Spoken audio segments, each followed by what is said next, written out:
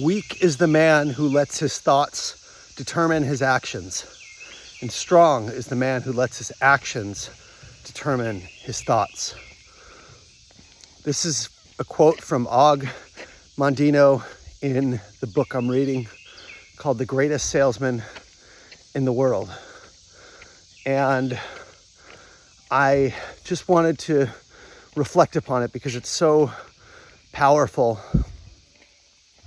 A lot of people think about motivation and willpower. Probably more than anything, this is the one challenge that my coaching clients express. And frankly, not just coaching clients, all salespeople and business owners at some point come to a place where they're not motivated, where that fire, that spark that they had inside of them isn't there anymore.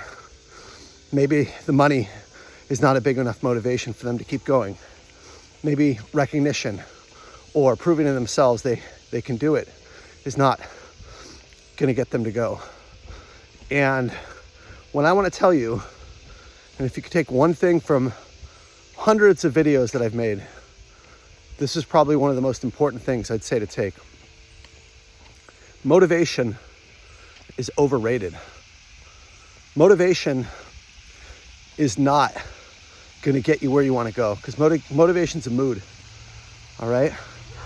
Don't rely on motivation. That would be the thought to then kick into action, kick into gear. In other words, don't rely on motivation to go prospecting, to go do research for a big account, to go exercise, to go do things that you don't feel like doing, okay? That's letting your thoughts determine your actions, and that's weak. That's weak. The thought of, I feel like doing this, I want to do it, I'm motivated, doesn't come very often. Hardly ever comes, frankly. Instead, let your actions determine your thoughts.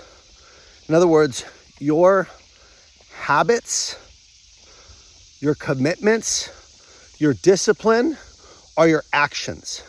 And by getting into action, first, your thoughts change. Your emotions change. By getting into action first, you feel better, not the other way around. It doesn't work that way.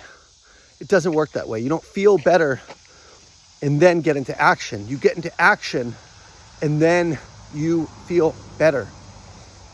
I'm on vacation right now. I'm in Georgia. It's just gorgeous over here. Absolutely beautiful. We're in the pines near Augusta where the Masters is played. And as you can see, I'm sweating. I'm wet. It's about 80 degrees outside and humid as hell. It's really humid. And I didn't feel like going for my run, but I'm training for a marathon. And my feelings are not determining my actions, okay? My training plan, which says that today I'm going to run a certain number of miles, is what determines my actions. There's a very, very big difference. There's a very, very big difference between feeling and then doing versus doing and then feeling. In other words, I need to train 4 days a week for the marathon. I happen to be in Georgia. Nothing I can do. It's hot. I train. There's hills. I train. So I leave you with this. Do the thing and you will feel better. Whatever that thing is that you don't want to do. That action that makes you feel good every day is what will change your thoughts. So I'll give you just a couple of examples. Number one is exercise. If you're not exercising at least 4 days a week, that's something you can immediately do to change your entire life. I mean it. I had one client, the only thing we did was have him go on the treadmill and make a commitment to do 20 minutes a day. And by him doing that commitment for 30 days in a row, everything else in his life started to change. Everything else. So that's one way you can change your thoughts, is move. Motion creates emotion. That's truly a physical movement. But another thing you can do in your work is move. When you don't feel like prospecting, prospect, and you will feel better. And prospect some more. Not one or two and give up, but do it all day. Going through and actually going on a hike or a walk, spending time with your loved ones, moving and acting is what changes your entire thoughts. So it could be on the personal side, it could be on the work side. But the key to being happy and fulfilled and feeling good every day is to stay moving every single day for the bulk of the day. I don't mean physically, I mean doing stuff all day long, not busy work, not mundane admin work, but real work, revenue generating activities. When you're not working, doing real work on your relationships, quality time with people you love, or taking care of your health. It's not complicated. Life is not complicated. We make it complicated up here. Few simple things. Take care of your health every day. Exercise, eat, diet, sleep. Number one. Number two, relationships, connections. Nurture your relationships with your friends, with your family.